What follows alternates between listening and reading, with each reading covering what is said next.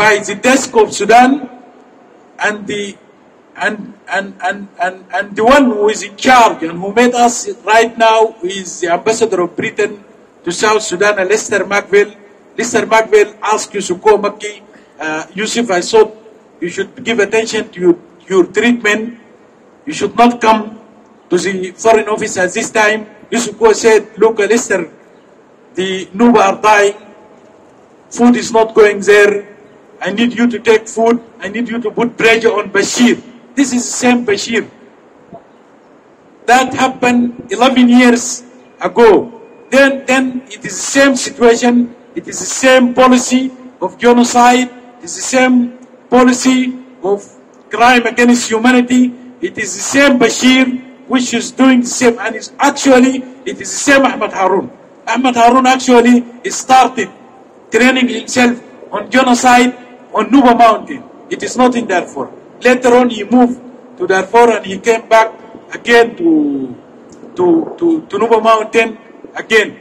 So I'm appealing to all of you. We should double our effort and we should leave no stone unturned and we should go everywhere and take our message. You are here. This is a message of hope. You are making difference. You are adding. I personally, I followed your activities and what you have been doing here. Your message, do not see it is in New York. It will reach up to the field and it will reach up to the rural areas of Blue Nile and Nuba Mountain. People there also have access to media despite the difficulties. And they will know that there are some people somewhere in the world, in New York, they are concerned, they are attached to what is happening there. Again, I would like to bring your attention that when General Bashir, especially these days, is engaged in a lot of rhetoric, and when he's describing Southern Sudanese as an insect, and when he's dehumanizing Southern Sudanese and he's saying that they are slaves and that you should not buy slaves unless you have a stick in front of the eyes of the international community of the Sudanese people. In the first place, this is a recipe for genocide. This language, it will lead eventually to genocide in Northern Sudan and also in other places and with South Sudan.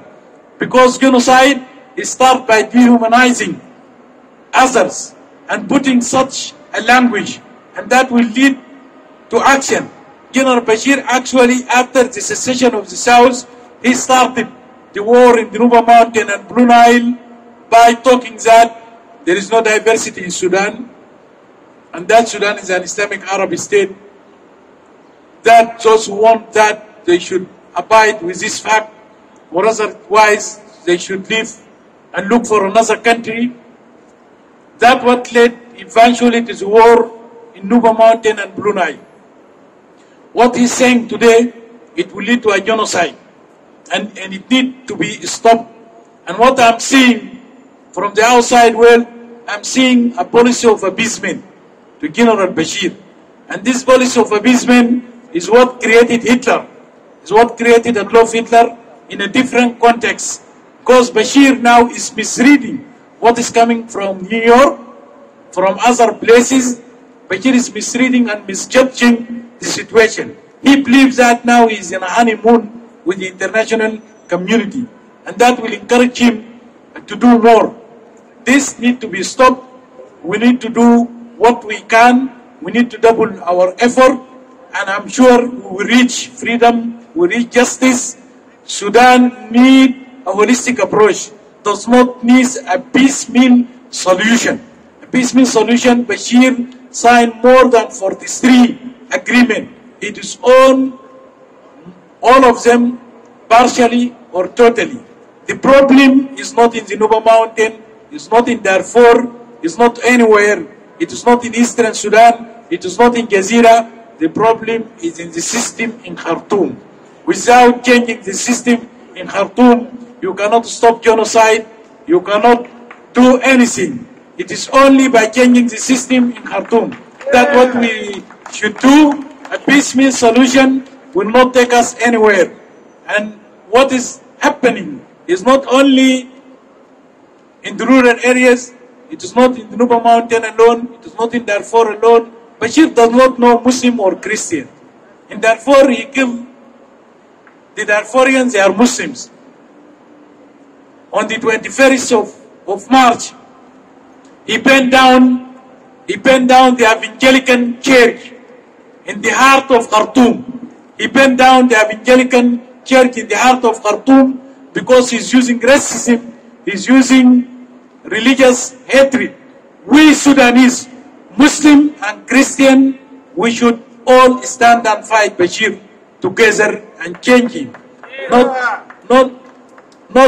He's not against Christian nor Muslim, he's against everybody. In Khartoum, when he banned the Evangelical Church, it is not, we should not buy from those people who are telling us it is a group that are fanatic. Those are not fanatic groups, those are groups being sponsored, supervised by Bashir, by security, by the police. The police were there in Kiref, in Khartoum, when the church was burned down.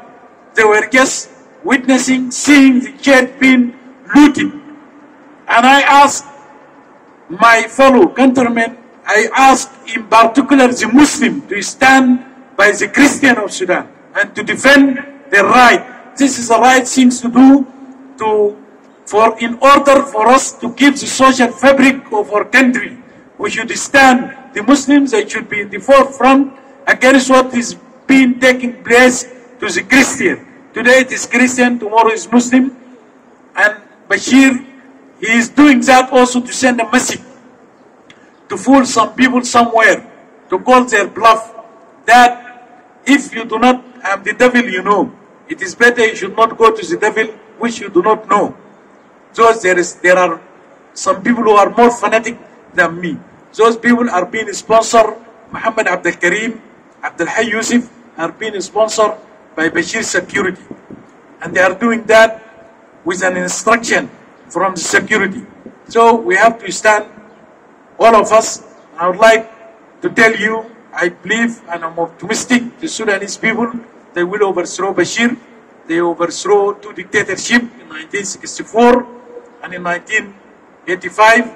We should support the women, youth, the students. We shall support those who are suffering in the rural areas of Sudan, in the marginalized areas. We should stick together.